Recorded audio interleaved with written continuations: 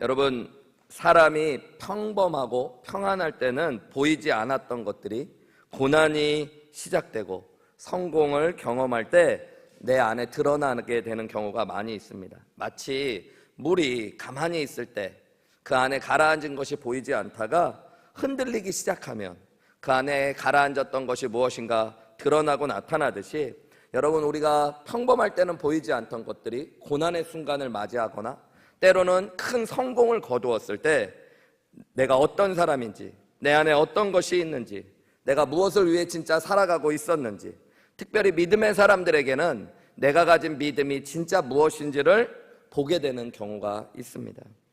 우리는 요셉의 이야기를 계속 살펴보고 있는데요, 가만히 요셉의 이야기를 보면 요셉이야말로 정말로 고난과 형통의 순간을 극과 극으로 경험하며 나아갔던 사람입니다.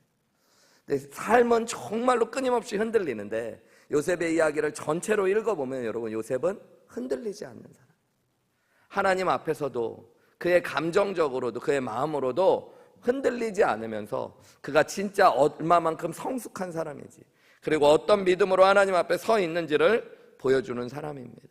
오늘 창세기 41장의 말씀에 보면 그의 인생에 그전에는 비교할 수도 없는, 아니 그 당시에 어떤 사람도 경험하기 어려웠던 큰 성공을 거두게 되는 모습을 보게 됩니다. 그리고 이 성공의 자리에서도 그가 했던 모습들, 그리고 그가 하는 말들을 통해서 그가 도대체 어떤 사람인지, 그 안에 어떤 것이 있었는지, 그의 믿음이 어떤 모습인지를 우리가 살펴보게 될 텐데요, 요셉의 모습을 통해서 저와 여러분이 스스로를 돌아보는 은혜들이 있었으면 좋겠습니다.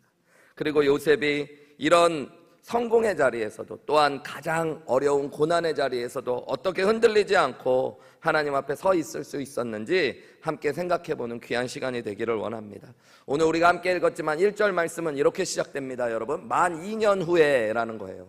여러분, 이 만 2년 후에라는 건 앞에 40장 마지막 부분에서 2년이 흘렀다는 이야기입니다. 근데 창세기 40장의 맨 마지막은 어떤 일들이 있었냐면, 요셉이 애굽에서 억울한 누명을 쓰고 감옥살이를 하게 됩니다.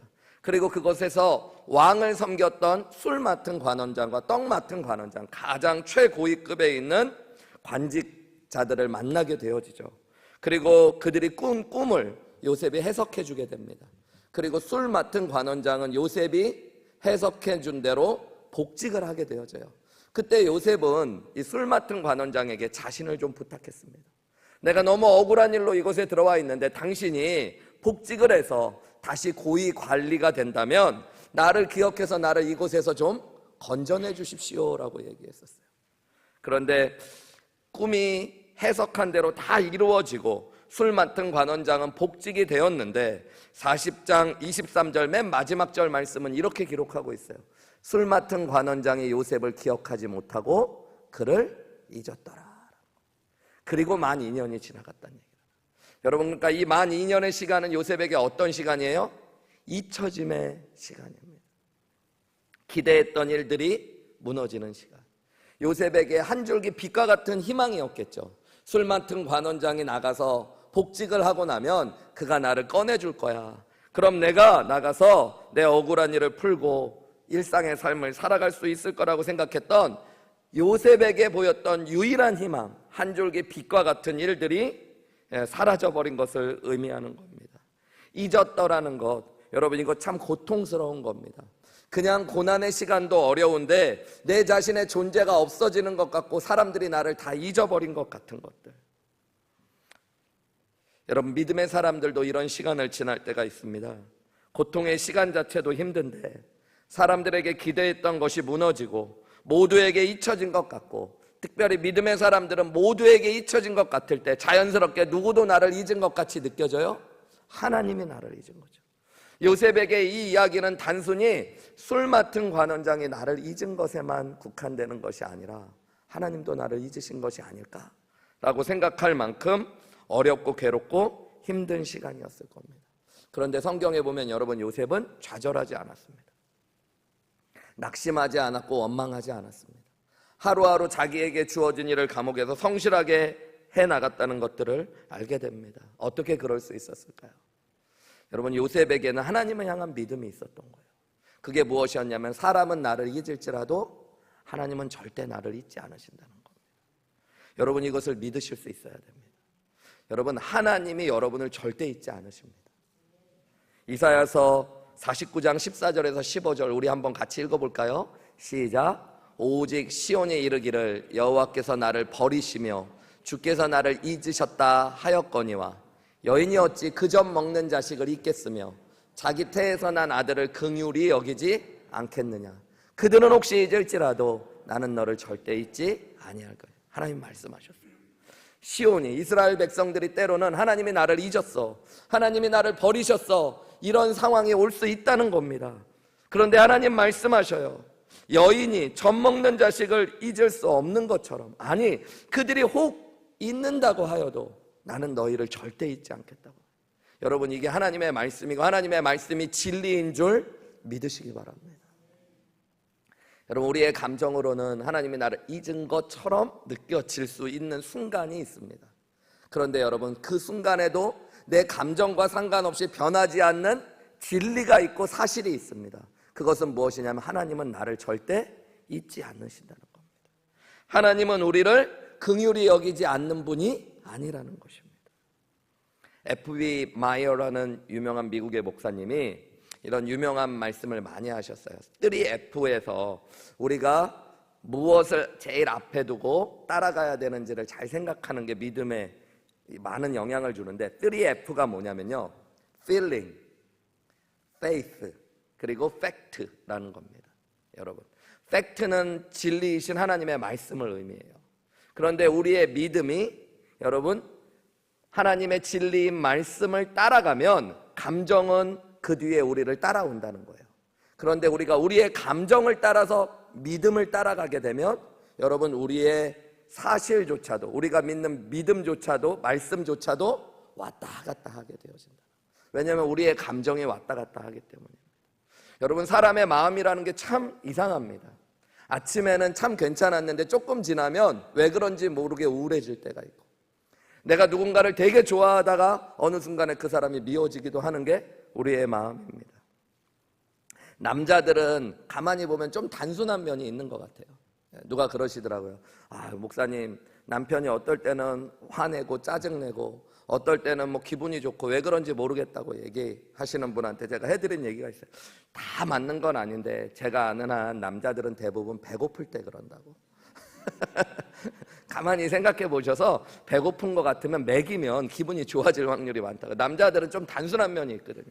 배고프면 짜증내고 맛있는 거 먹으면 행복해하고 칭찬해주면 좋아하고 좀 무시해주면 화나고 그러는데 진짜 어려운 건 여자분들은 진짜 어렵더라고요.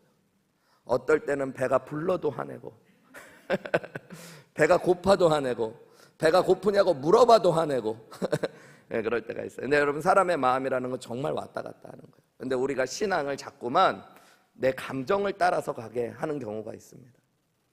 내 느낌에 하나님 살아계신 것 같으면 하나님 살아있다 그러고, 하나님이 내 감정적으로 나를 사랑하는 것 같으면 할렐루야 하고, 여러분 그런 신앙은 언제든지 왔다 갔다 하는 거예요. 여러분 우리의 믿음이 항상 말씀 앞에 있어야 되는 줄 믿으시기 바랍니다. 내 마음이 지금 하나님이 나를 잊으신 것 같더라도, 하나님이 나를 긍휼히 여기는 것 같지 않더라도 하나님의 말씀대로 하나님은 절대 우리를 잊지 않으시고 우리를 긍휼히 여기시는 하나님이라는 말씀을 붙잡고 진리를 따라 믿음의 걸음을 걸어갈 때 여러분 요셉처럼 흔들리지 않는 믿음으로 하나님 앞에 설 수 있는 줄 믿습니다. 혹시 이 자리에 계신 분들 가운데 하나님께서 나를 버리시며 나를 잊은 것이 아닌가 이런 생각을 하시는 분이 있다면 오늘 하나님의 말씀이 여러분에게 은혜가 되어서 여러분 그 말씀 붙잡고 흔들림 없이 일어서시는 귀한 은혜가 있으시기를 주님의 이름으로 축원합니다. 여러분 1절 말씀에 보면 이 만 2년이 되던 해에 바로왕이 꿈을 꾸었다고 합니다. 오늘 본문 말씀 전체가 길기 때문에 제가 다 읽지는 않고 거의 그대로 자세히 설명을 드려볼게요. 여러분 바로왕이 꿈을 꿨는데 꿈의 내용이 이런 겁니다. 바로왕이 나일강가에 서 있었다고 합니다. 나일강은 애굽의 가장 큰 강이에요. 그 강가에 서 있는데 아름답고 살찐 암소 7마리가 풀을 뜯어먹고 있었어요. 그리고 시간이 조금 지나서 여러분 흉하고 메마른 흉한 그리고 파리한 암소 7마리가 나와서 이 배고픔 가운데 이 마른 암소 7마리가 아름답고 살찐 암소 7마리를 먹어버리는 꿈을 꾼 거예요. 여러분, 이거 좀 무서운 꿈이죠. 소가 소를 먹는 거, 풀도 아니라 소가 소를 먹는 걸 직접 눈으로 보았으니 얼마나 꿈에서 이것이 무서운 꿈이었겠어요. 바로가 바로 잠에서 깼다고 합니다. 그리고 나서 꿈이었구나 그러고선 다시 바로 잠자리에 들었는데요, 두 번째 꿈을 꾸게 됩니다. 한 나뭇가지에 무성하고 충실한 7 이삭이 나오게 되어지고요, 그 후에 가늘고 마른 7 이삭이 나오게 되는데, 가늘고 마른 7 이삭이 먼저 나온 무성하고 아름다운 충실한 이삭 7을 삼켜버렸다는 겁니다. 이 두 개의 꿈을 꾸고 나서 이 꿈이 잊혀지지가 않아서 애굽의 점술가와 지혜자들을 불러서 꿈을 이야기하고 해석을 명령하는데 아무도 이 꿈을 해석할 수 없었다는 겁니다. 그때 바로 옆에 있었던 술 맡은 관원장이 갑자기 누가 생각났을까요? 2년 전에 감옥에서 자기의 꿈을 해석해준 요셉이 생각난 겁니다. 그래서 바로왕에게 자기가 겪었던 일을 다 얘기해요. 제가 억울한 누명을 쓰고 감옥에 갇혔을 때 꿈을 꾸었는데 꿈을 해석해주는 사람이 있었다고, 그리고 그가 해석해준 대로 모든 일이 그대로 이루어졌다고, 자기는 복직하고 떡 맡은 관원장은 죽임을 당하게 되었다고 이야기합니다. 이 이야기를 듣자마자 바로왕이 요셉을 부르게 됩니다. 여러분, 그것이 9절부터 13절까지의 말씀이에요. 9절 말씀에 보면 뭐라고 나와요? 술 맡은 관원장이 바로에게 말하여 이르되 내가 오늘 내 죄를 기억합니다. 무슨 죄라는 거예요? 내가 요셉을 잊어먹은 것을 자기의 잘못이라고 이야기하면서 이야기하는 거예요. 그리고 요셉이 이제는 새 옷을 입고 목욕을 하고 왕 앞에 서게 됩니다. 왕이 똑같이 이야기해줘요. 자기가 꾸었던 꿈을, 암소 7마리가 나왔던 꿈을 이야기해주고 또 7 이삭의 이야기들을 이야기하고 이것이 도대체 무슨 꿈이냐고 이야기합니다. 28절부터 보면 요셉이 이 꿈을 해석해줍니다. 하나님이 이 해석을 하실 것입니다 라고 얘기하면서 꿈에 대한 해석을 얘기하는데요, 7 암소, 7 이삭은 7년을 의미하라는 거예요. 앞으로 온 애굽 땅에 엄청난 풍년이 7년 동안 있을 것이고 그 바로 뒤에는 7년의 큰 흉년이 들이닥칠 거라는 것입니다. 그런데 흉년이 더해지는 시간이 커지면서 결국에는 앞에 풍년을 다 잊어먹을 만한, 모든 풍년에 쌓여왔던 불을 다 먹어버릴 만한 흉년이 오면서 애굽은 망하게 될 겁니다 라고 얘기하는 거예요. 여러분, 이 꿈은 그러니까 좋은 꿈이었던 거예요? 나쁜 꿈이었던 거예요? 나쁜 꿈인 겁니다. 애굽이 곧 망하게 될 거라는 거예요. 그런데 여기서 그치지 않고 33절 말씀 보시면요, 요셉이 바로 이 다음에 해답을 제시합니다. 이제 바로께서는 명철하고 지혜 있는 사람을 택하여 애굽 땅을 다스리게 하시고, 바로께서는 또 이같이 행하사 나라 안에 감독관을 두어 또 7해 풍년에 애굽 땅의 5분의 1을 거두되 그들로 장차 올 풍년의 모든 곡물을 거두고 그 곡물을 바로의 손에 들려 양식을 위하여 각 성읍에 쌓아두게 하소서라고 이야기해요. 36절 뭐라고 이야기해요? 36절에 이와 같이 그 곡물을 이 땅에 저장하여 애굽 땅에 임할 7해 흉년에 대비하시면 땅이 이 흉년으로 말미암아 망하지 아니하리다. 이 꿈은 애굽이 망한다는 꿈이지만 애굽을 망하지 않게 하는 방법이 있습니다. 그래요. 그게 뭐라는 거예요? 풍년의 때 5분의 1의 세금을 거두라는 것입니다. 그리고 그것을 각 성에 창고를 만들어 놓고 쌓아 놓았다가 나중에 흉년의 때를 대비해야 된다라는 것입니다.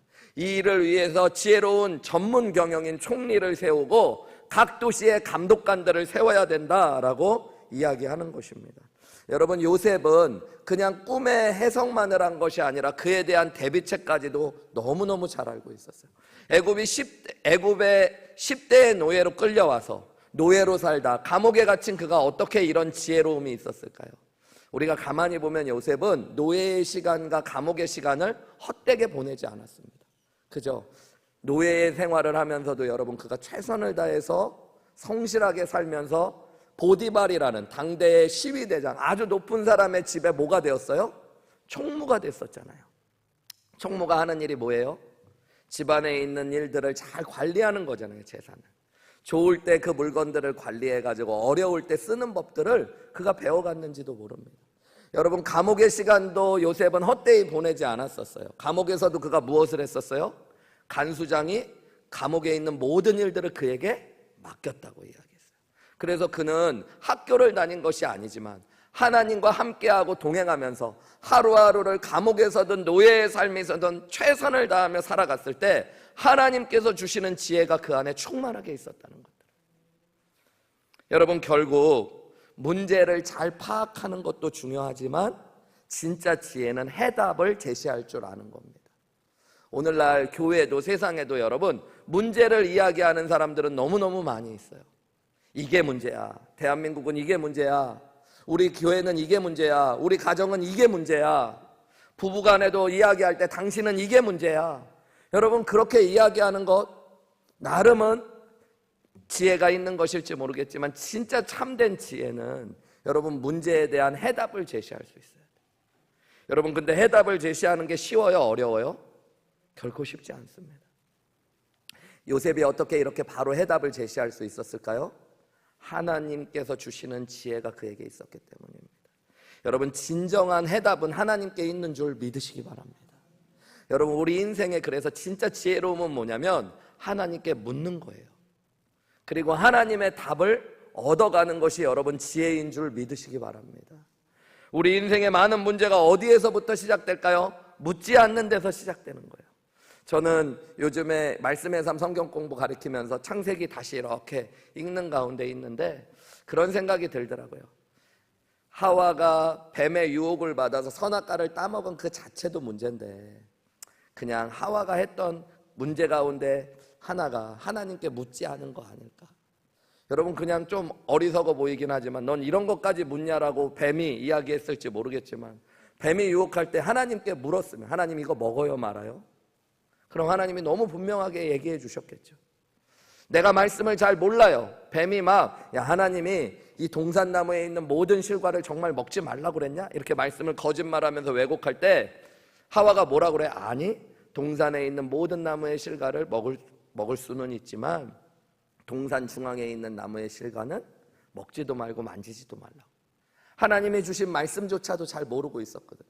여러분, 모르면 뭐 하면 될까요? 물으면 되는 거예요, 여러분. 그게 학교 다닐 때부터 만고의 진리입니다, 여러분. 모르면 물어봐야 돼요.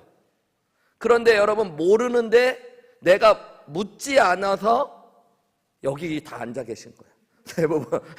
아니면 내가 뭐를 모르는지도 모르고 살아서 문제가 되는 거예요. 여러분, 신앙도 어떻게 보면 그런 건지도 몰라요. 하나님께 묻는 것이 지혜입니다. 하나님, 오늘 내가 어떻게 할까요? 예배 시간이 됐는데 오늘 금요기도회가 있는 건 아는데 비만 오면 나이가 들어서 이제 허리가 찌뿌둥하고 몸이 너무 안 좋아. 오늘은 왠지 쉬고 싶어. 갈까 말까 이런 고민할 때 있잖아요. 그죠? 그럼 여러분 어떻게 하시면 돼요? 물어보시면 돼요. 하나님께. 진짜 물어보시면 돼요. 근데 하나님이 오늘은 정말로 쉬어야겠다. 그래서 쉬는 건 괜찮아. 그런데 묻지도 않고 그냥 내가 다 정하는 거예요. 그냥. 오늘은 쉬는 날이야. 무조건. 여러분, 그게 아니라 하나님께 묻는 거, 그게 지혜예요. 요셉이 바로왕 앞에서도 여러분 이렇게 분명하게 꿈을 해석하고 해답까지도 이해할 수 있는 것, 그것은 자신의 지혜였다면 불안하고 두려웠을지도 몰라요. 그런데 그 안에는 확신이 있었던 겁니다. 그게 뭘까요?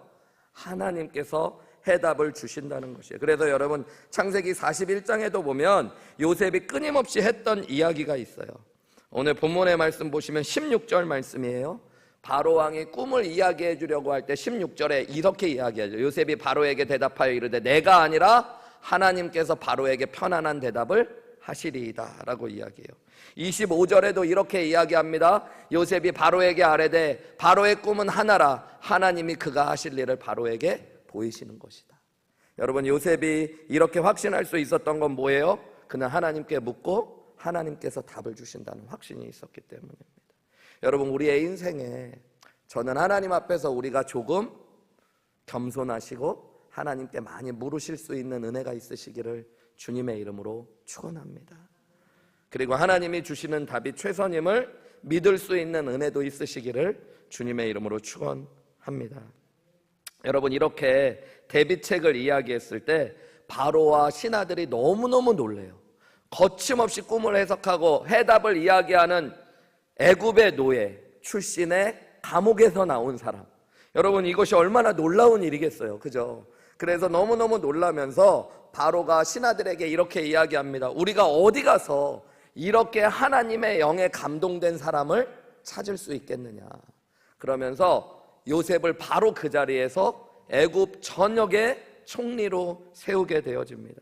자신의 인장 반지를 먼저 뺏어줘요. 여러분, 인장 반지는 옥새와 같이 조서를 내리고 명령을 내릴 수 있는 권한이 있는 거죠. 그 권한을 요셉에게 줍니다. 세마포 옷을 입히고요, 금목걸이를 목에 걸어주고요, 자기가 타고 다니는 버금수레, 그게 뭔지는 정확하게 모르겠지만 여러분, 오늘날로 보면 최고급 승용차도 제공해주고, 그리고 가두행진을 하면서 온 애굽 사람들이 그 앞에 절하게 합니다. 그리고 애굽 이름을 지어줘요. 거기서 그치지 않고요, 바로 왕이 자신의 딸을 줍니다. 그러니까 요셉이 뭐가 되는 거예요? 바로 왕의 사위까지도 되어져. 여러분, 요셉에게 뭐가 이제 시작된 거예요? 성공이 시작된 겁니다. 상상하지도 못했던 성공이죠.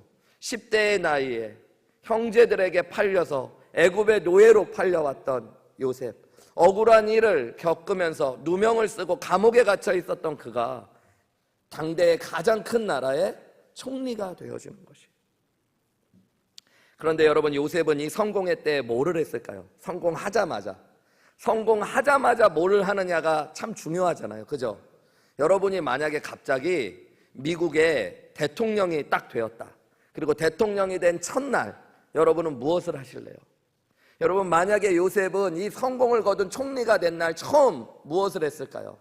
형들을 찾아가 복수하리라 이랬을 수도 있고, 그죠? 아니면 그동안에 감옥에서 먹지 못했던 것, 사지 못했던 것, 입지 못했던 것들을 입고 먹기 위해서 시간을 보냈을 수도 있죠. 근데 45절과 46절은 두 번이나 반복해서 요셉의 이야기를 이렇게 우리에게 알려줍니다. 45절 우리 소리내서 읽어볼까요? 시작. 그가 요셉의 이름을 사브나 바네아라 하고 또 온의 제사장 보디베라의 딸 아스낫을 그에게 주어 아내로 삼게 하니라. 요셉이 나가 애굽 온 땅을 순찰하리니라. 46절도 읽어볼까요? 요셉이 애굽 왕 바로 앞에 설 때에 30세라. 그가 바로 앞을 떠나 애굽 온 땅을 순찰하니. 45절에 보면, 제가 죄송한데요, 바로 왕이 딸을 준 게 아니라 대제사장의 딸을 주었죠. 그런데 그가 이렇게 성공을 거두었을 때 뭐를 했대요? 요셉은 바로 나가서 온 애굽 땅을 순찰했대요. 46절에도 보면 뭐를 했대요? 바로 왕 앞을 떠나자마자 애굽 온 땅을 순찰했다라고 강조하고 있습니다. 여러분, 요셉은 이 성공의 자리에서 또 뭐 하고 있어요? 충실하고 성실하게 자기에게 주어진 일에 최선을 다합니다. 노예의 삶에도 그랬듯이, 감옥에서도 그랬듯이. 어떻게 보면 좀 무서운 거잖아요. 며칠은 일주일만 쉬어도 되잖아요. 사람이 어떻게 보면은 요셉을 보면서 야, 무섭다 할 정도로, 그죠? 감옥에서 나온 날 꿈을 해석하고 총리가 되자마자 온 애굽을 순찰하는 거예요. 제가 가만히 돌아보니까 제 자신이 떠오르더라고요. 저도 한우리교회에 오기로 결정되자마자 한우리교회에 와서 한우리교회 온 성도를 순찰하고 살필 생각을 했어야 되는데, 제가 한우리교회 청빙 레더를 받고 한 9월 중순에 청빙 레더를 받았어요. 그리고 한 3-4달 기도하고 결정해달라고 그랬는데 제가 2달 정도 기도하고 교회랑 상의하고 청빙 수락하는 편지를 보냈습니다. 제 생각에는 그 다음에 한 3월 정도까지는 후임 목사님을 미러키 교회에서 다 결정할 수 있을 것 같고, 오 목사님이 그해 12월까지만 사역하신다고 얘기하셔서 12월 전에 아무 때나 오면 된다고 얘기하셨어요. 그래서 진짜 기회다. 제가 생각했던 게 뭐냐면, 난 한 6개월은 쉬어야겠다, 그런 마음을 가졌어요. 한국에 가서 6개월 좀 있다 와야겠다. 나는 우리 가족들과 방학 때 나갔다가 애들은 학교 가야 되니까 다시 돌려보내고 나는 한국에서 한 6개월 있다 12월을 보냈으면 좋겠다. 그게 청빙 수락하자마자 제가 결심했던 것 중에, 그것밖에 안 보이더라고요. 교회 가서 사역해야지 보다도. 근데 하나님이 저의 그런 부족한 마음을 아셨는지 그 다음에 3월부터 코로나가 시작돼서 바깥에 나갈 수 없는 여행 금지가 되면서 저희 집 식구들이 7월에 8월에 이사 와가지고 12월까지 여기 있으면서 제가 뭐 했겠어요? 교인들은 다 예배하러 올 수도 없고 오 목사님과 같이 매일같이 출근해서 같이 있으면서 저 옆에 끝방에 앉아가지고 교인들 명단 사진 보면서 매일같이 외우고 기도하고 온 한우리교회를 순찰할 수밖에 없도록 4개월간 벌쓰는 마음으로. 그러니까 인간의 마음이 어떻게 보면 그렇잖아요. 기회가 되면 잠깐은 누리고 싶고, 그동안에 노예로 살고 감옥에 살았었는데 한 일주일만은 좀 쉬고 잠도 좀 자고 먹을 것도 먹고 좀 하고 싶은 것도 하고 싶고 만나고 싶은 사람도 만나고 싶을 수 있는데, 여러분 요셉은 흔들리지 않습니다. 이곳에서도 어떻게 보면은 사명자로서의 삶을 살아가는 거죠. 여러분 요셉이 어떻게 그럴 수 있었는지 오늘 본문의 말씀만 보면 쉽게 알 수 없지만, 우리는 38장, 39장, 40장의 말씀을 이미 봤기 때문에 요셉이 왜 그랬는지를 알 수 있습니다. 억울한 노예로 끌려온 보디발의 집에서도, 억울한 누명을 쓰고 감옥에 갇힌 감옥에서도 요셉은 항상 충실하게 다하면서 그곳에 총무의 자리까지도 올라갈 수 있는 사람이 되었어요. 그리고 성경에서는 그가 그렇게 했던 이유를 한 가지로 이야기합니다. 그가 하나님과 함께 했기 때문이라고요. 여러분 요셉은 어디에 있든지 그 자리가 어떤 자리냐를 생각하는 것이 아니라, 그리고 그 자리를 통해 내가 무언가를 누리는 사람이 아니었고, 그 자리에서도 항상 누구를 바라보고? 하나님을 바라보고 하나님과 함께하며 하나님이 맡기신 일을 최선으로 다하는 사람이었던 거예요. 여러분 요셉이 오늘 이 예배의 자리에 있었다면 어떻게 했을까요? 예배의 자리에서도 하나님을 바라봤을 겁니다. 그리고 예배의 자리에서 하나님과 함께하며 하나님을 예배하라고 보내신, 나를 예배의 자리로 보내신 하나님을 섬기는 마음으로 이 예배가 나의 사명이라는 마음을 가지고 여러분 목숨 걸고 최선을 다해 예배했을 겁니다. 그게 요셉의 모습이에요.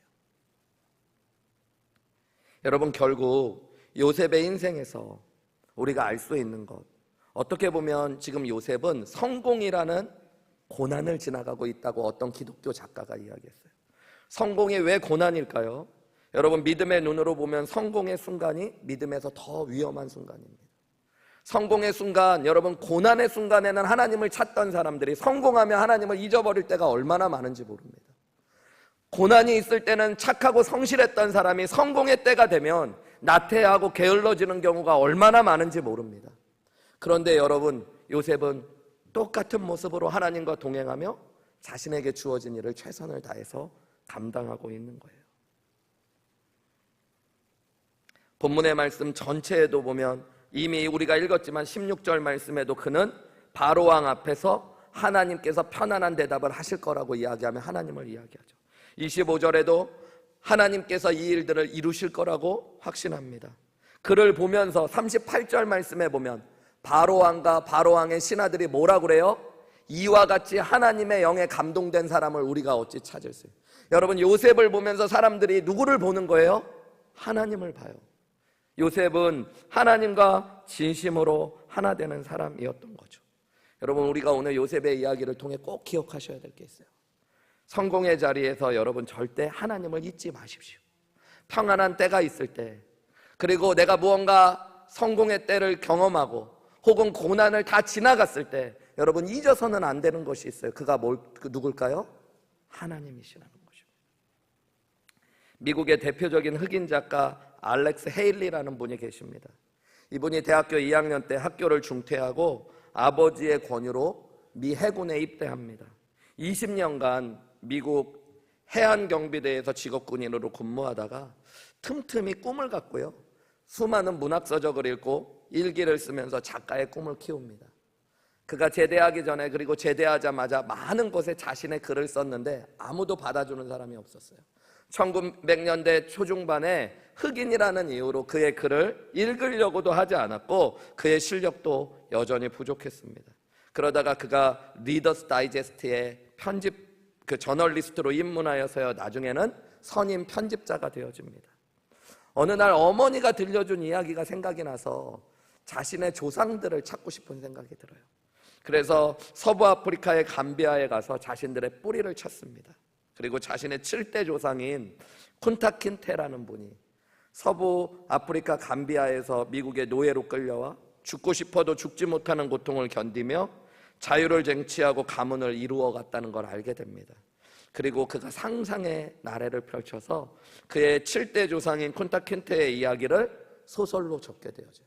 그 소설의 이야기가 루츠라고 하는 뿌리라는 소설입니다. 그게 당대에요, 그 드라마로 방영이 되었을 때 당시의 드라마로서는 최고의 시청률을 기록하고 1억 3천 명이 이 드라마를 보게 됩니다. 어마어마한 일이었어요, 당대에는. 그리고 37개 언어로 이 소설이 번역되어져서 전 세계로 읽혀지고요.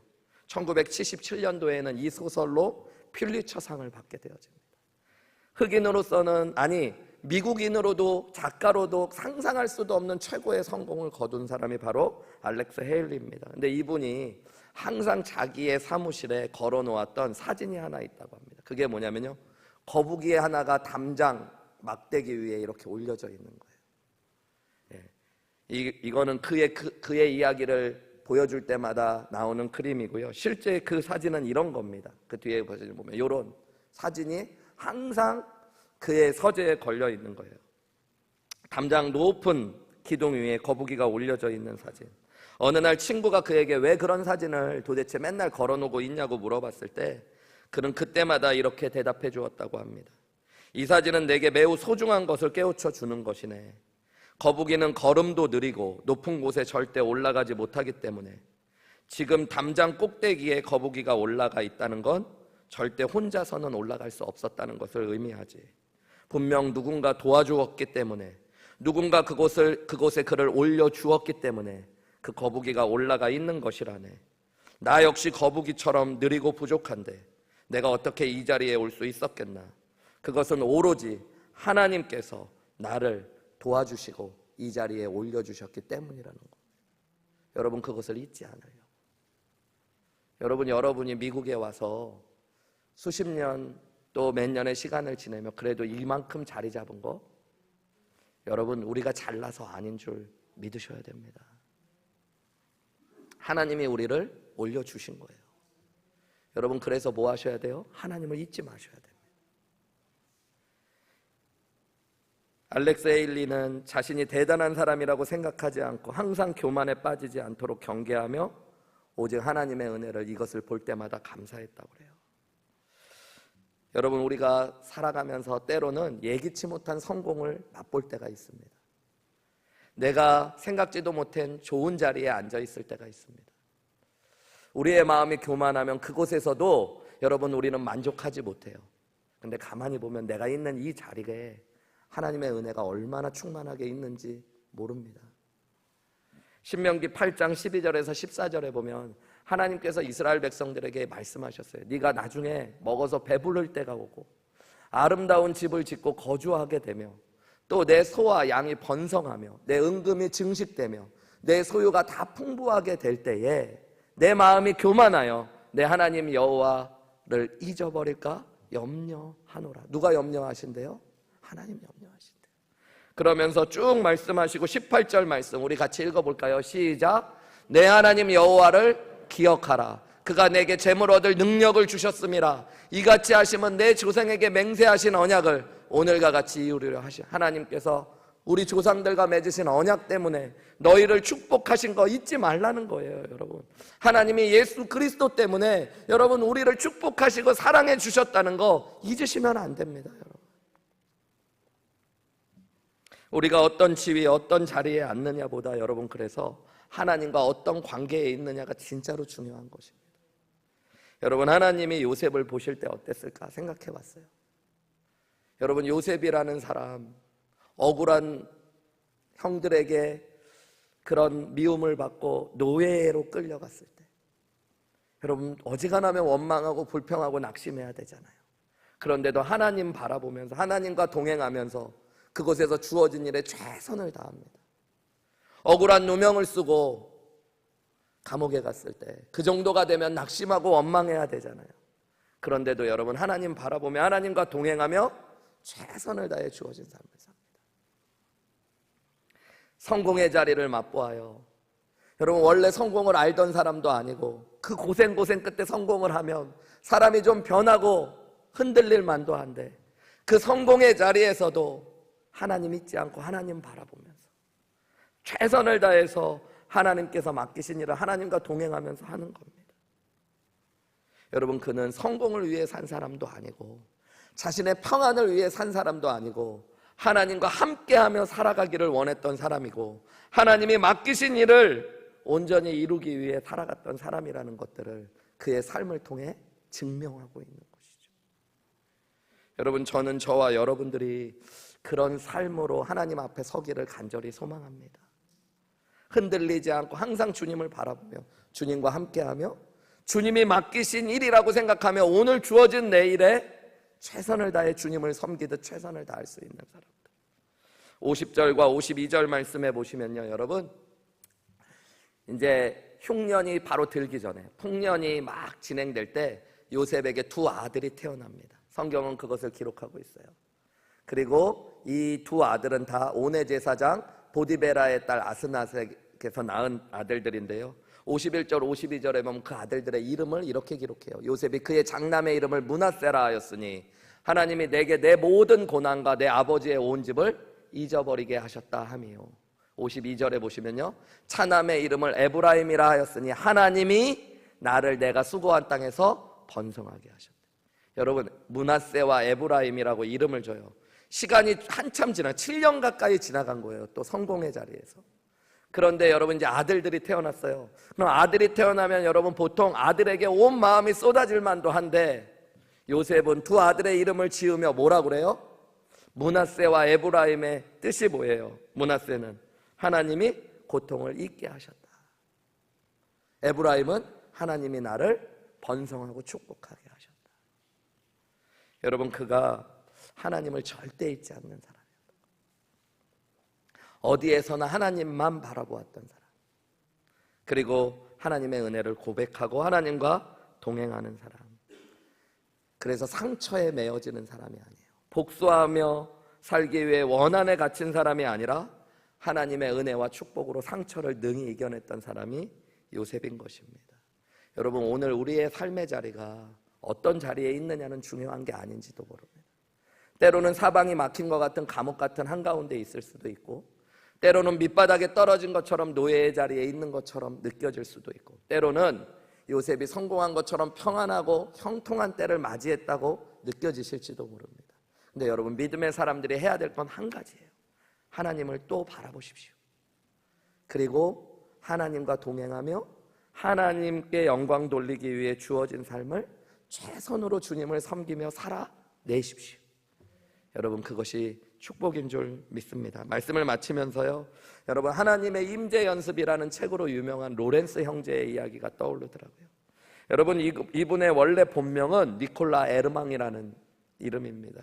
1600년대 초반에 프랑스에서 태어나가지고요, 프랑스에 당시에 30년 전쟁이 있을 때 전쟁에 나갔다가 다리를 심하게 다치고 장애인이 되어집니다. 그리고 나서 전역을 하고 국고 출납원의 하인으로 들어가요. 다리가 장애인이기 때문에 크게 성공할 수도 없었습니다. 그러다가 1640년 26살의 나이로 평신도로서 수도원에 들어가게 되어져요. 수도원에 들어가서 카르멜 수도원이라는 곳에서 그가 했던 일은 다리가 불편했기 때문에 수도사가 될 수도 없었고요, 주방에서 수도사들의 식사를 돕고 수도사들의 신발을 수선하는 일을 평생 했습니다. 그가 77의 나이로 세상을 떠나갈 때까지 세상은 그를 주목하는 사람이 아무도 없었어요. 여러분, 생각해 보세요. 1600년대에 장애인이었고 수도원에 들어가 있으면서 주방 보조로 일하고 신발을 깁는 사람이었던 사람을 세상 누가 알아줬겠어요. 그런데 그가 세상을 떠나고 나서 그가 평상시에 적었던 일기와 그가 친구들에게 보냈던 편지가 모여서 하나님의 임재 연습이라는 책으로 적히게 됩니다. 그러면서 그의 일생이 평생 세상에서는 성공의 자리에 이르지 않았지만 어떤 자리에서도 하나님과 얼마나 함께 하려고 몸부림친 사람이었는지를 보여주게 돼요. 그래서 하나님의 임재 연습에 보면 그는 매 순간 하나님과 동행하기 위해 몸부림친 사람이었어요. 그리고 400년이 지난 지금도 기독교 역사에서 가장 유명한 한 사람으로 그는 하나님 앞에 세움받았습니다. 이 하나님의 임재 연습에 나온 몇 개의 글을 제가 짧게 한번 읽어드릴게요, 여러분. 이런 글을 그가 썼습니다. 하나님의 선물보다 하나님이 훨씬 큰 분이심을 나는 믿는다. 여러분, 하나님의 선물을 추구하는 게 아니라 하나님이 훨씬 더 귀하다는 걸 알고 살았어요. 그리고 또 이런 말이 있습니다. 사람들은 어떻게 하는 것이 하나님을 사랑하는 것인지 그 방법들을 알고자 합니다. 그들은 많은 훈련을 통해 하나님을 사랑하는 데 도달하고자 합니다. 그러나 모든 것을 하나님의 사랑하는 마음으로 하는 것, 일상의 모든 임무를 수행하면서 하나님을 향한 사랑을 나타내는 것이 더 단순하고 직접적인 일이 아니겠습니까? 저는 프라이팬에서도 계란 후라이를 뒤집는 것도 하나님을 사랑하기 위해서 합니다. 그리고 그 일을 끝마쳤을 때 다른 할 일이 없으면 부엌 바닥에 꿇어 엎드려 그 일을 잘할 수 있게 은혜를 베풀어 주신 하나님을 경배합니다. 하나님을 사랑하기 위해 할 수 있는 일은 그저 땅에서 지푸라기 한 가닥을 줍는 것 말고는 아무것도 없다 해도 저는 그것으로도 충분합니다. 그는 마지막에 이런 말도 했어요. 형제여, 오로지 하나님을 찬양하고 사랑하며 나머지 것은 아무것도 염려하지 않는 것, 이것이야말로 우리의 모든 소명과 의무의 본질이 아니겠습니까? 여러분, 하나님을 사랑하십시오. 정말 여러분, 하나님을 사랑하겠다는 말은 하면서 내가 높아지고 내가 하고 싶은 일들을 이루기 위해 몸부림치는 게 아니라 하나님께서 내게 주어지신 일을 여러분 하나님 사랑하는 마음으로 최선을 다해서 하세요. 뭐를 뒤집을 때도요, 여러분? 계란 후라이를 뒤집을 때 하나님을 사랑하는 마음으로 하세요. 전심으로. 그리고 그 일이 끝났을 땐 그 일을 하게 하신 하나님을 사랑하는 마음으로 경배하십시오. 여러분, 오늘 이 예배도 정말로 하나님 사랑하는 마음으로 최선을 다해서 드리십시오. 그리고 하나님과 동행하기 위해 몸부림치십시오. 여러분, 그 사람이 하나님이 찾으시는 한 사람인 줄 믿습니다. 우리 이 시간에 함께 기도했으면 좋겠어요. 노예의 자리에서도 감옥의 자리에서도 애굽의 총리의 성공의 자리에서도 흔들리지 않고 하나님을 바라보고 하나님과 동행하며 하나님을 섬기는 마음으로 최선을 다했던 요셉의 모습, 하나님 내 모습을 돌아보게 하여 주시고 예배의 자리에서도 하나님을 바라보지 못하고 하나님과 동행하지 못하며 하나님을 최선으로 섬기지 못하는 나의 연약함을 올려드리며 하나님, 지금 이 순간부터 하나님을 바라보며 하나님과 동행하며 하나님을 최선으로 섬기며 살아가게 하여 달라고, 매 순간 어떤 자리에서도 나의 이 땅의 목적은 세상의 성공이 아니라 하나님이심을 내가 고백하며 살아가게 하여 달라고, 우리 이 시간에 함께 기도하며 고백하며 나아가시겠습니다. 기도하시겠습니다.